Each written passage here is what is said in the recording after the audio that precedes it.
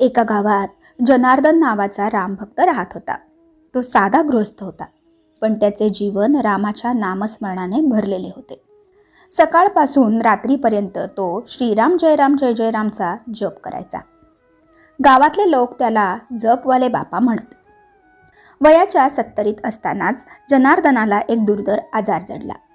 डॉक्टरांनी सांगितले, खूप दिवस नाही उरले, शरीर कमजोर झाले, आपण तयारी ठेवा. त्याच्या कुटुंबियांनी रडायला सुरुवात केली, पण जनार्दन शांत होता.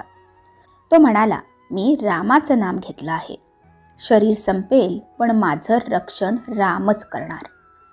शेवटच्या दिवसापर्यंत जेव्हा त्याचं श्वास घेणं कठीण झालं, तेव्हा सुद्धा त्याच्या ओठावर राम नाम सुरूच होतं. एक रात्री सर्वजण झोपले असताना त्याच्या खोलीत एक तेजस्वी प्रकाश झाला. जनार्दनाचे ओठ हळूच हलले. राम आला का? तो शांतपणे गेला. पण दुसऱ्या दिवशी एक अद्भुत गोष्ट घडली. त्याच्या घरातून येणारा राम नामाचा जप गावभर ऐकू यायला लागला.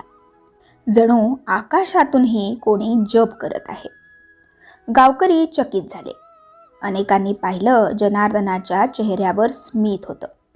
डोळे अर्धवट उघडे आणि कमरेजवळ रामाचे छोटेसे मूर्तिरूप ठेवले होते. गावकऱ्यांनी म्हटलं, हा मृत्यू नाही, ही तर रामभक्तीची मुक्ती आहे. रामनामाने त्याने मृत्यूवर विजय मिळविला.